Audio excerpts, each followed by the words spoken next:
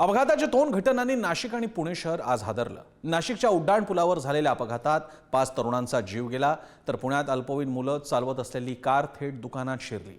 या दोन्ही अपघातांनी वाहतुकीच्या नियमांबाबत, गाडी कुणाच्या हातावर सोपवली जाते याबाबत आणि एकूणच व्यवस्थेबद्दल काही प्रश्न निर्माण केलेत। पाहूयात हा रिपोर्ट।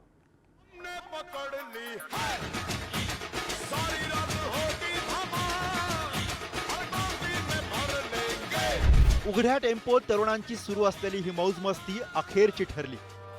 नाशिकच्या सिडको परिसरातले हे काही तरुण आणि अल्पवयीन मुलं निफाड तालुक्यामध्ये असलेल्या धारण गावात धार्मिक कार्यक्रमासाठी गेले होते। हा कार्यक्रम आटपून परत येत असताना टेम्पोत सुरू असलेली ही हुल्लडबाजी हमने पकड़ ली है, सारी रात होगी धमाल, हर बाजी में भर लेंगे। याच दंगाबस्तीचा व्हिडिओ यातल्या एका तरुणानं स्टेटसला ठेवला होता। या भरधाव टेम्पोनं द्वारका उड्डाण पुलावरती सळ्या नेत असलेल्या आयशर ट्रकला जोरदार धडक दिली। धडक इतकी भयंकर होती की उघड्या टेम्पोतनं प्रवास करणाऱ्या तरुणांच्या शरीरात या सळ्या आरपार घुसल्या। या अपघातात बाप लेकासह 5 जणांचा जागीच मृत्यू झाला। अपघातातील जखमींपैकी 2घांची प्रकृती गंभीर आहे। एक्सीडेंट संजय की गाड़ी है, ये गाड़ी ज़्यादा स्पीड में आई थी, तो हम नीचे खड़े थे। तो नीचे से कस्टमर ने बोला कि ऊपर संजय घुसे कि एक्सीडेंट हुए। हम नीचे से ऊपर भाग के आए। इसमें कम से कम 8 से 9 लोग हैं, जिसमें से अभी 3 लोगों को पहुंचा चुके हैं, 7 लोगों को दूसरे एम्बुलेंस में ले गए। ये गाड़ी का जो ड्राइवर है इसको अभी निकाले। इससे पहले जो 2 तन थे उनका डेथ हो गई, वो हॉस्पिटल में लेके गए। इसमें से 3 लोग व्यक्ति मर चुके, 9 लोगों को अभी लेके गए। 2 डेथ आहे म्हणून कळाले आहे। त्याच्यात ते आल्यानंतर पुढील प्रक्रिया आम्ही करू। जखमी आता सध्या स्थितीमध्ये 5च आलेले आहेत आपल्याकडे आणि त्यांच्यामध्ये सगळ्यांना आम्ही इमर्जन्सी वॉर्डमध्ये ऍडमिट करून प्रायमरी ट्रीटमेंट सगळी सुरू केलेली आहे।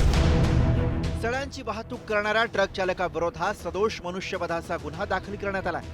या अपघाताच्या निमित्तानं वाहतुकीच्या नियमांबाबत काही गंभीर प्रश्न उपस्थित होत आहेत। उघड्या टेम्पोमधनं प्रवासी वाहतुकीला बंदी, तरीही प्रवास। मोठ्या सळ्या नेत असताना या सळ्यांना ड्रम आणि रिफ्लेक्टर लावण्याच्या नियमांचीही पायमल्ली। दोन्ही वाहनांकडनं वाहतुकीच्या नियमांचा भंग। नाशिकच्या अपघाताची गंभीर दखल घेत मंत्री गिरीश महाजन यांनी पोलीस आणि वाहतूक विभागाची तातडीची बैठक घेतली। वाहतूक नियमांची कठोर अंमलबजावणी करण्याच्या सूचना यावेळी देण्यात आल्या। दुर्घटनेतील मृतांच्या कुटुंबियांना 5 लाखांची मदत, तर जखमींना सुद्धा आर्थिक मदतीची घोषणा करण्यात आली। रेडियम कंपल्सरी केलं पाहिजे, टेल लॅम्प गाड्यांना कंपल्सरीच केला पाहिजे। मला वाटतं आरटीओला आणि पोलिसांना सुद्धा या बाबतीमध्ये माननीय मुख्यमंत्र्यांच्या मी सांगेल, विनंती करेल आणि त्यांच्या मार्फत या सूचना या ठिकाणी देण्यात येतील। आज 5 जण या ठिकाणी मृत्युमुखी पावलेले आहेत। त्या 5ही जणांना प्रत्येकी 5-5 लाख रुपये त्यांच्या कुटुंबियांना मदत देण्याची घोषणा या ठिकाणी मी मुख्यमंत्री महोदयांच्या घरातील परवानगी घेतली आणि त्यानिमित्त करतोय।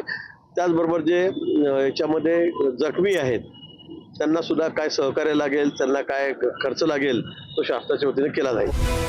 दुसरीकडे पुण्यामध्ये सुद्धा असाच वाहतूक नियमांचा भंग केल्याची घटना समोर आली आहे। एक अल्पवयीन मुलगा भरधाव वेगानं कार चालवत होता। त्याचं नियंत्रण सुटलं आणि कार थेट दुकानाचा लोखंडी दरवाजा तोडून आत शिरली।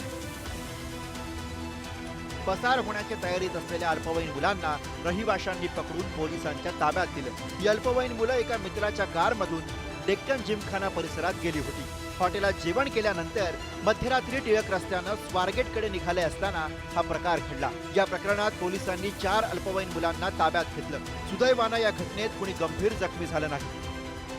पण या घटनेनं पुण्यातील वाहतूक नियमांबाबत पुन्हा एकदा प्रश्न उपस्थित झालाय। पुण्याहून ज्ञानेश्वर चौतमल, नाशिकहून किरण टागणेसह पुढारी न्यूज।